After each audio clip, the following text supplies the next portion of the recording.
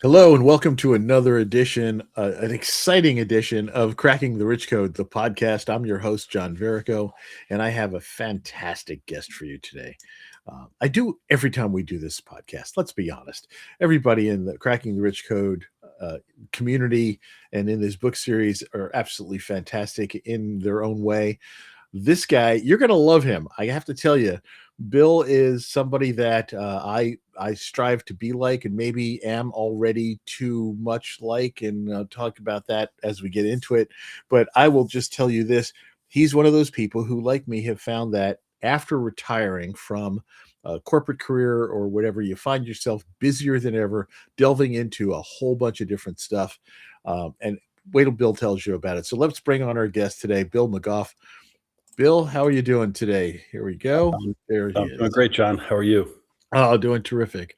Doing terrific. I don't know if you can hear the intro as I was bringing you on, but I was saying the fact that, after we retire from a corporate job, or in my case, a government job for so many decades of working, then all of a sudden we find ourselves in retirement busier than we were before, kind of Absolutely. diving into so many new projects, Yeah, things that we've always wanted to do, maybe discovering whole new paths. And you have had quite an interesting path, Bill. I definitely have. And good to see you, John. And thanks for the invite and just for being part of the podcast. I really appreciate it. Oh, it's a lot of fun. I get a chance to talk to people like you and learn so much each and every time we do these things. Awesome. So, Bill, we know that you're an author in Cracking the Rich Code, and you've done so many different things. Bill, you are a consultant, a speaker, a transformational coach. You now run a successful bed and breakfast in Brownsburg, Virginia. You're a songwriter. Let's just talk about what's going on for Bill these days. That's a good question. So, what's interesting is when I retired from my corporate life, it was very fruitful, very productive, worked and lived internationally. I didn't have a plan. I actually just got into retirement and said, I'm not the kind of guy that's going to sit by the ocean and watch the waves every day. And so I just started doing things. We took on a renovation or restoration of an old 1815 building, did the work ourselves, design and build, set up the B&B. That kind of flowed into a volunteerism project in the local community. It's a little historic village called Brownsburg, Virginia, in the Shenandoah Valley, and there was an old church that had a major issue with the ceiling structure, or floor structure rather, and that required a lot of I'm going to say volunteerism. So I got involved in that, and that flowered into all kinds of things: fundraising, outreach to universities, all kinds of things. Then I got involved in a film. An international filmmaker named Nick Perez was on staff at Washington Lee University. Next thing you know, we're making a film, and I'm one of the producers of it. And that's going to be an hour and 15 minutes long, and it's going to be actually released in May of this year. And then I started writing songs, and Wait, it wait, just wait! flowered all Stop, kinds stop. of stuff. What what is the film about? So the film is about the history of this area, and it talks about the broad history, Civil War, the fact that the B&B is on the old wagon road, and then it gets into post-slavery history to post-slavery history. It gets into what life is like every day. This unique little village is a time capsule of not just architecture, but about how life used to be, where you shake hands with somebody, you get information, to do a deal. You don't need a written contract. It's the kind of place where you get information still from the post office, gossip and latest information. And it's just a really cool place, and little things. And I'll give a simple tradition. People, a lot of gardeners in the area, they'll drop extra bounty in the post office. So you might pick up a piece of mail, have a chat with the postman, and then grab a couple of tomatoes and a cucumber, and then leave something if you have something. So it's just a unique little place in the I world. love it. Yeah. I love it. Love it. So it's a documentary on the area. That's really Yeah. Yeah. fantastic. It's awesome. I love doing stuff like Yeah. that. I've been fortunate enough in my career to have worked with some documentary producers and helped in productions of a variety of documentaries, and I always love that kind of work. People don't really appreciate what we call long format Oh, media right. as much Yeah. Yeah. anymore, but I think there's a real hunger for the produced pieces, Oh, yeah. and I think they're really exciting. So so now somehow this got you into songwriting. Yes.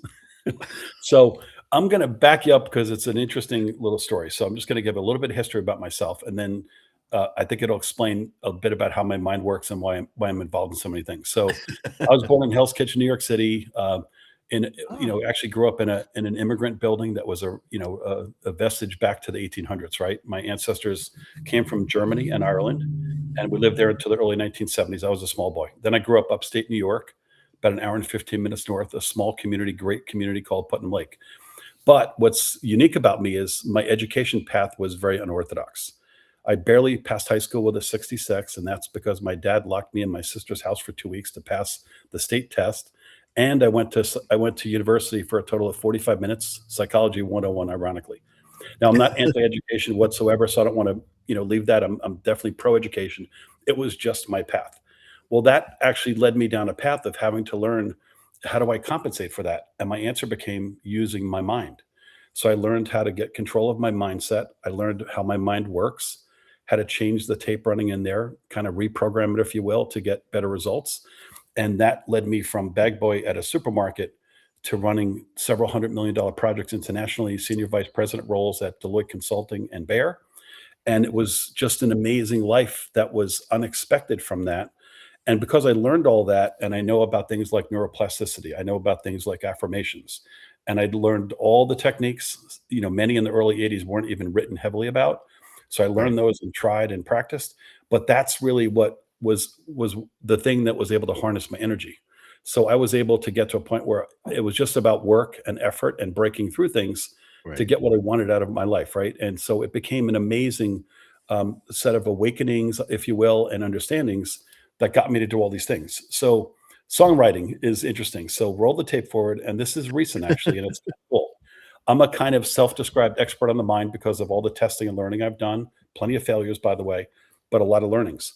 And by writing the book "Cracking the Rich Code," right, the chapter, but also writing a book I'm writing called "The Energy Principle," I spent hundreds of hours writing. And literally on January 31st, recently, I woke up in the middle of the night with a full song in my head.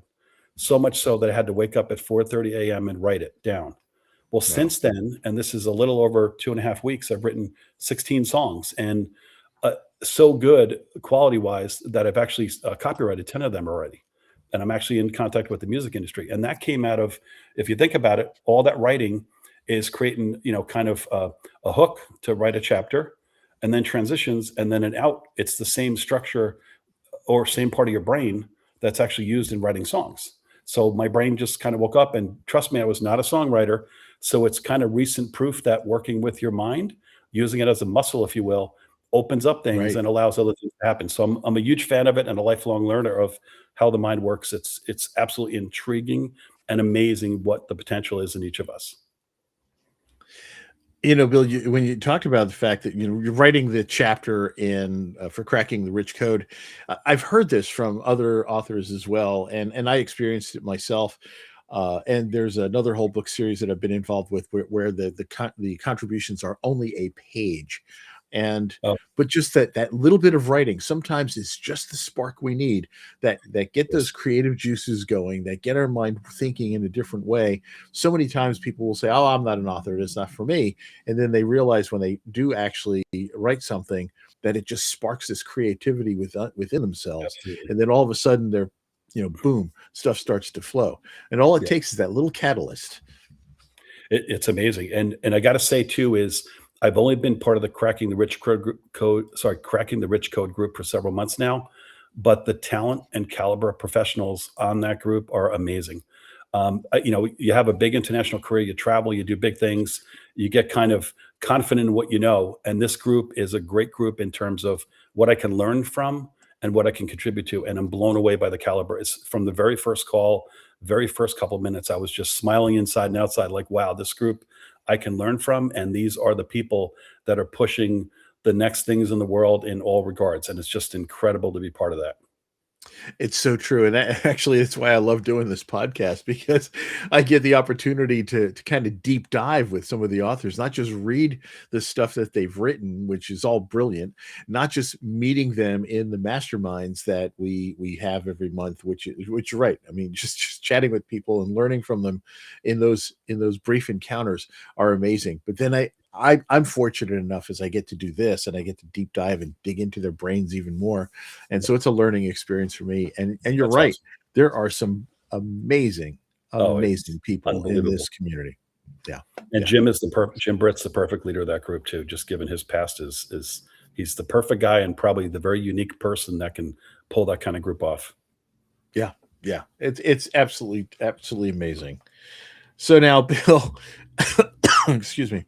Uh, you you said that kind of this writing kind of sparked this whole thing in you, and now you're writing songs, and you have a book coming out too as I do. well, Yep. correct? Yep. So look at all this. Look at all how those started. Let's backtrack just a moment, and Sure. I've asked this question from some other folks as well. But when you first got the call about being a contributing author and cracking the rich code, had you written anything prior to that yet? So I hadn't. So I've been working on my book, but not completed to a proof copy yet. So I would say I was about halfway through writing my own book. And what's interesting is in pitching the book and the idea of it, um, Jim Britt's name came up, and I honestly didn't know him at first. And when I heard his story and his connection to Tony Robbins and Jim Rohn and what he had did and how he was kind of a founder, if you will, of this whole movement, I was blown away because this is the movement I've been delving in my whole life since the mid '80s. And I knew these names and I knew what they had done. And I realized Jim was kind of the very cradle, the foundation of it. I was like, wow, this is amazing. And then when I did a call with Jim, it was supposed to be 45 minutes. It went on for double the time and more because it was such a natural discussion between us. And I was like, okay, I'm home. This is it. That is exactly what happens, right? It's supposed to be one of those, 15 or 30-minute Okay. discovery call kind of things, Yeah. and next thing you've invested hours into it or whatever happens. Yeah. Yeah. And I know when, I've been an author a contributing author in multiple books. But a lot of them prior to getting involved in this stuff they were kind of textbooks on communication.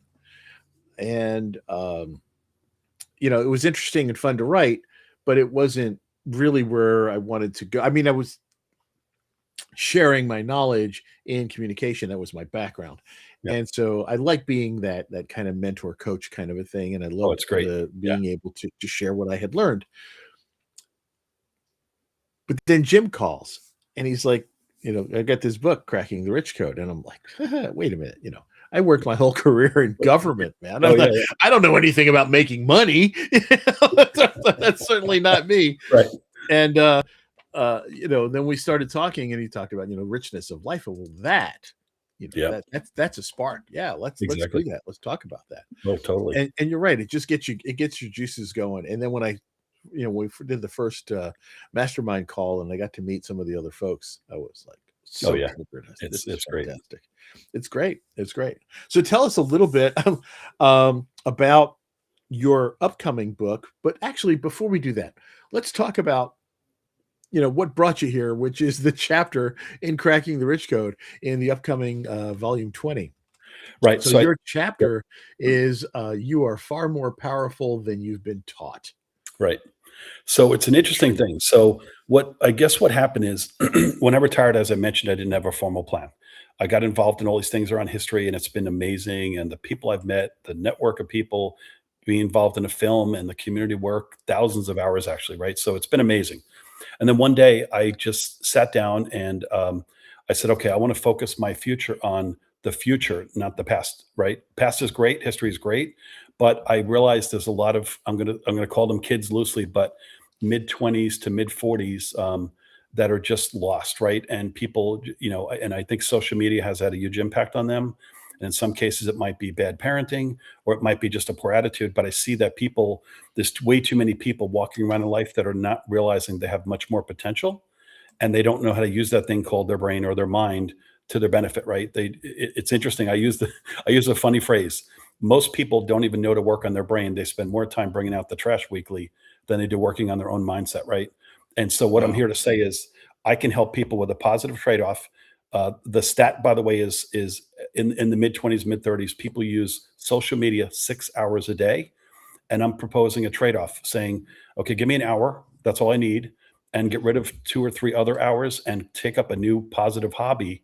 So if I get you away from that, you can still check the news, you can still do stuff, but 6 hours is way too much and it's actually doing damage to your brain and your mindset. I'm going to shift you where you can focus on a future and gain organic time for whatever hobby you want, but improve your life significantly.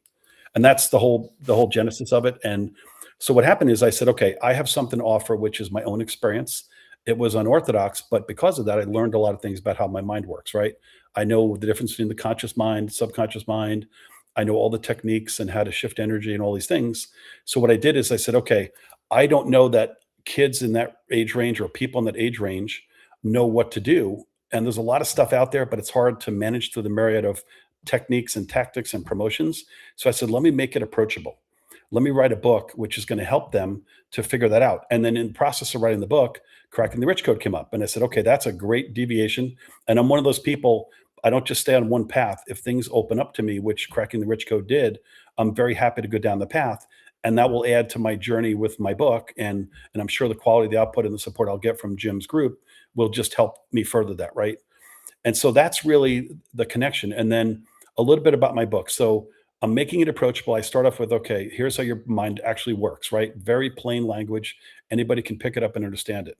Then I talk about your nervous system. How do you regulate your nervous system? Because if it's not regulated, it's hard to change, right? You're going to try to put things in your brain, but if your nervous system's not regulated, it just won't take.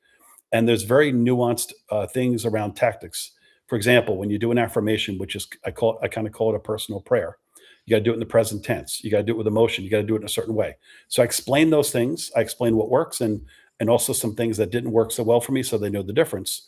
And then I keep walking them through that. And then I have a framework of 5 levels of transformation.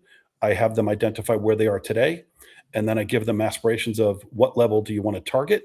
And then I give them a myriad of tactics, and I'll call it tactic stacking. Example, a morning routine which puts you in the right mood early in the morning. I use one called grounding. I put my feet on the ground when I get out of bed, right? But I look at my 2 beautiful grandchildren's faces in my mind, and there's no way I can start a day off in a negative mood, right? So that's a simple technique I use. Many others, successful people in particular, use similar techniques. Then I say, okay, now how do you get control of what's inside your mind that might not be serving you well? What's the bad tape running in your mind, so to speak, right? And the analogy I would Right. use is we all have technology, right? We have iPhones, we have iPads, we have, whatever, laptops. If we don't update the software, the machine doesn't Boy, do run we good. have technology. So, yeah. So basically what I'm teaching people in my way of thinking is I'm teaching you to upgrade the software because most of your software, which is your mindset, hasn't been upgraded, right? Since a very long time. So you're kind of stuck in this old tape, which could be due to a number of factors. And I'm saying I can help you change that tape running, and that's your starting point.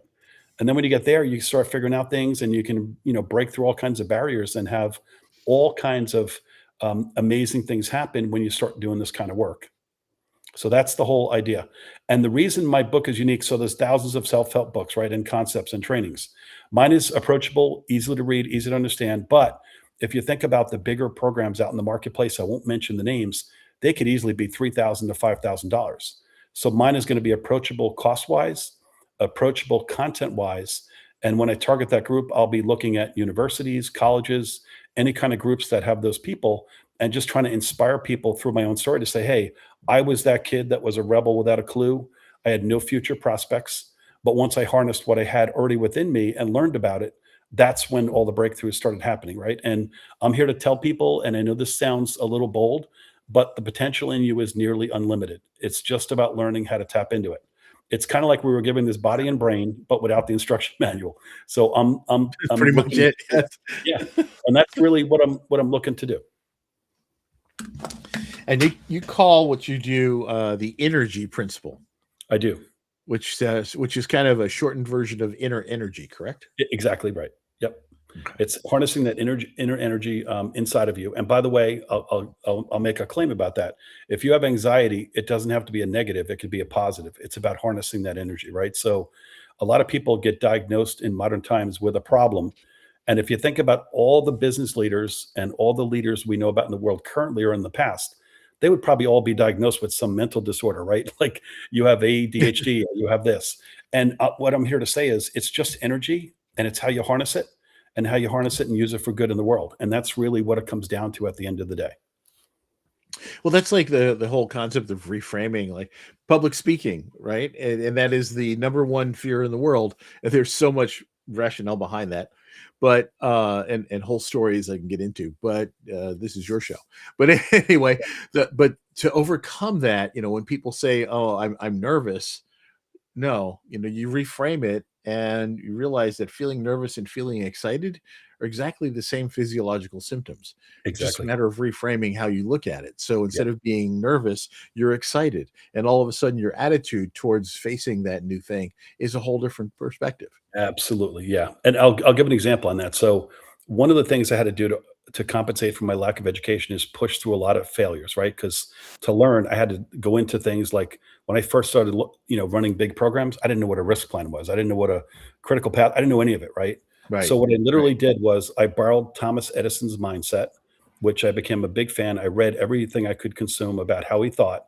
I visited his labs to get that personal touch of, the artifacts he had around him, his desk, his everything. And what I learned was a great story in his history was when his labs burnt down at one point, and he was in his young 60s, I think 65. Mhm. He'd lost everything, all his content, all his IP, right? He literally said to his son, "Go get your mother. This is the most amazing fire she'll probably ever see." And immediately shifted to, "We're going to make it bigger and better than ever." So I borrowed that mindset when I was going through failures. I said, "Okay, these are not failures. These are steps towards success." So I could Yes. put myself in budget meetings where I would get my butt kicked. I can put myself in difficult situations, but reframed it as learning experiences. And therefore, it allowed myself to do it, and then I started to learn exponentially. Now, if I looked at those as failures, they would have been crushing. They probably would have stopped me in my tracks and I would have shied away from that kind of work. But that little reframing, to your point, is a very, very powerful technique in and of itself. Yeah, that's what I love about people like you and this whole concept is the fact that we realize that there are no mistakes. Well, there are mistakes, but every mistake is a learning opportunity. And one of my favorite quotes of Exactly. all time is from goodness, I forgot her first name, but the last name is Dyson. But it is always make new mistakes. Exactly. And each time, when you look at the things that have happened in life, the decisions we've made, the whether or not they were successful, every one of those opportunities was an opportunity to learn. Exactly. I was fortunate enough to have a boss in one organization who took 10% of the budget and put it towards projects that were likely to fail. Yep. Which is great. And Love that. and and, and he did that. And he said, if you are successful, we will be, they'll be game changers. But Yep. if you're not, we have learned from it. All I ask is that you devote your energies to trying to see if this could work or Yep. finding a way to see if it was possible. Yep. And it was amazing how many of those projects actually did come to fruition, even though they seemed impossible at the beginning, because Yep. people took ownership of it. The fear of failure was removed, so that they knew that they were empowered to take a little bit of risk, Yep. and to try things that were maybe a little unorthodox and look at things from a different perspective. And then all of a sudden, you're learning and growing, and it's okay. This didn't work. Great. I'm Right. glad it didn't work because now I can look at it from this perspective. Right. Exactly. Yeah. And what's interesting is underpinning all that, I would argue is effort, right? So effort kind of gets underrated in today's society, and it shouldn't, in Yeah. my opinion. And there's been lots of posts about on LinkedIn and other places. And Jim, I saw I had a post about this recently.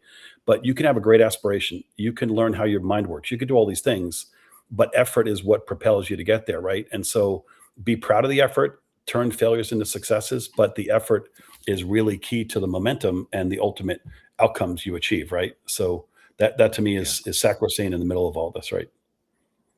And that's perfect. And all the perspective and all that, everything in the world isn't going to help you unless you actually take the effort to take that step. Yeah. Yep. Exactly. Yeah. Brilliant stuff, Bill. This has been a fantastic conversation, and look at how quickly the time has gone. Loving it. uh it goes so incredibly fast. And so we do want to touch on, oh god, there's so much I wanted to talk to you about. um but we're running out of time, so let's talk a little bit about what you want people to get out of your chapter. And I think we've talked Sure. about that a little bit. If you would kind of to sum that up in just a minute or so, Sure. what is the one thing that you want people to walk away with from reading your Yep. chapter and then ultimately reading your book, which will follow? Great. So I'm gonna probably say it 2 or 3 times to get the message through. I'm gonna say it very slowly, but it's one phrase I have, and it's the idea or the concept, the critical core concept that you are far more powerful than you were taught to believe. And I'll say it again, you're far more powerful than you were taught to believe. And what I'm simply saying is, we're born and we're open-minded and we're very much formed by the time we're 7 and 14. Our principles, our values, our way of thinking about the world. And a lot of people think they're stuck with that, right? And I'm here to say, not only are you not stuck, but there's so much power in that lump of stuff inside of your skull that it's amazing and unlimited. You can be a songwriter, an author, you can run a company. And by the way, I don't begrudge people for whatever level they want to achieve in life. I'm just here to expose that they can achieve whatever they want to. So Okay. if you want to be a greeter at Walmart, fantastic, and that makes you happy. You want to be a janitor and you're happy, fantastic. That's a great way to contribute, right? So I don't judge whatever level people want to achieve. What I'm simply here to say is you can achieve whatever you desire. So if you really sit down in a quiet place and say, hey, my life is not where I want it to be, and I want to do something outstanding in terms of relationships, in terms of abundance, in terms of a role. And what I found, and I think you found, and probably everyone in Cracking the Rich Code, is purpose is the center of everything, right? And particularly as you get through your formal career, and my purpose is now linked to helping other people. And when you wake up with that kind of powerful inner purpose, traditional retirements don't matter. It's more about the impact you make in the world. And so I just want to wake people up and basically teach them that you're far more powerful than you were taught to believe. And I don't care what your grandmother, your parents, or the society has taught you. And maybe much of it's good, and you could go even further, or maybe it's a poor tape in your mind. And I'm here to say we can overlay and erase that tape and put a new one in that's going to run your life and get the kind of outcomes you want. And it starts with understanding how your mind works, understanding that it's malleable, and how is it malleable and changeable.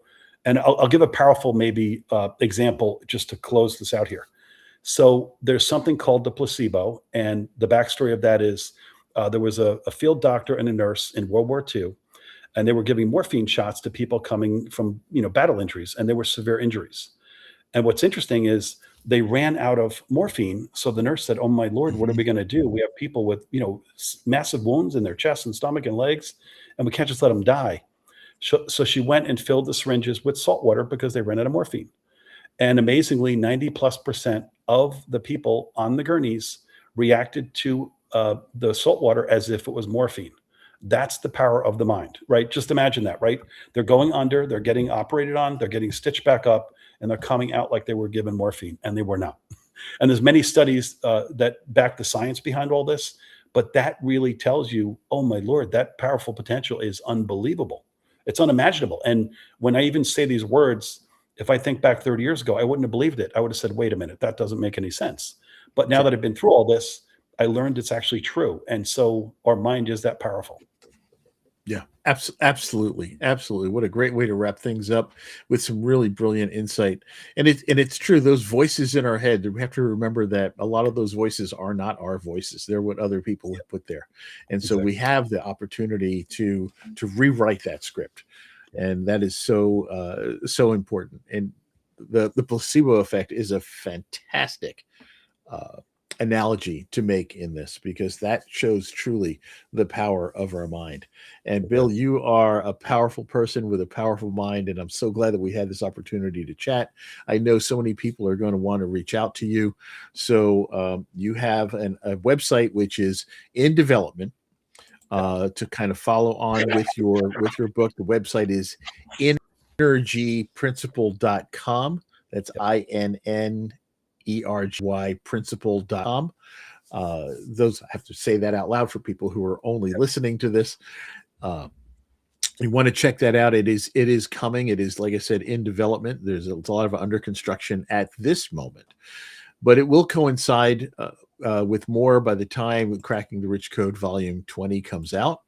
Yep. And then That's correct. Bill's own entire book, which kind of expands on what he started in Cracking the Rich Code, will be coming sometime, I guess, later this year, correct? Exactly. Yeah. Summer to fall time frame. Fantastic. Yep. All right. So autograph copy for me, please. I've been looking There you go. forward to that. Absolutely. I definitely Well, John, a want to pleasure to be read that. part of the Cracking the Rich Code with you. And I'm looking forward to working with you as we go forward as well, learning from you and hopefully helping you out in some capacity as well. Sounds great. I love it. I look forward to some collaboration. We can do a lot together. I really think so. Folks, you can connect with Bill on LinkedIn. He's very responsive there. That's about the best place to find him. That is Bill McGough. And Bill, thank you again for taking the time to join us. Thank you for saying yes to Jim Britt, and so that you can share your experiences and then get out there. And I'm so glad that you came into this community. My pleasure, and thank you, John, very much for what you do and for just having this podcast. It's a really great format. Hey, I'm loving it. So You're very good at it, I have to tell you. Thank you. I love doing it. When Jim asked me to pick it up after Pete Beskis, who had started this thing with Jim a while back, when Pete was no longer able to continue with the podcast, and they asked me if I would jump in, I said absolutely. Give me a chance to chat with people and to learn. So, been another wonderful learning experience. Thank you again, Bill McGough. Folks, reach out to Bill on LinkedIn. Check out his chapter in Cracking the Rich Code Volume 20. Visit his upcoming website, energyprinciple.com, and check out more episodes of the Cracking the Rich Code podcast. Have a great day.